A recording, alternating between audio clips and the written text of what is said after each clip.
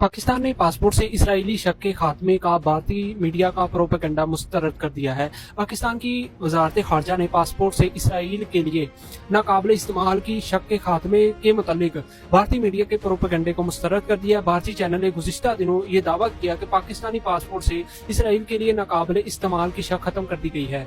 इस हवाले से भारत के झूठे प्रोपेगेंडे को बेनकाब करते हुए पाकिस्तान की वजारत खारजा ने कहा कि पाकिस्तानी पासपोर्ट में ऐसी कोई तब्दीली नहीं की गई और पासपोर्ट में इसराइल के लिए नाकाबिल इस्तेमाल की शक बदस्तूर बरकरार है। इस हवाले से डीजी पासपोर्ट का कहना था कि कौमी पासपोर्ट पर अब भी वो दर्ज है कि ये इसराइल के अलावा तमाम ममालिक के लिए काबिल इस्तेमाल है। इसके अलावा वजारत इत्तलाआत की जानिब से जारी बयान में ये भी कहा गया कि पाकिस्तान का इसराइल के मुतालिक मौक़िफ़ बिल्कुल वाज़ेह और दो टोका है कि पाकिस्तान ने ना कभी इसराइल को तस्लीम किया है और ना ही किसी किस्म का फौजी तावन ज़ेरे गौर है। अब आप सोचें कि इसी तरह का प्रोपेगेंडा एक और तहरीक, एक और जमात भी कर रही थी।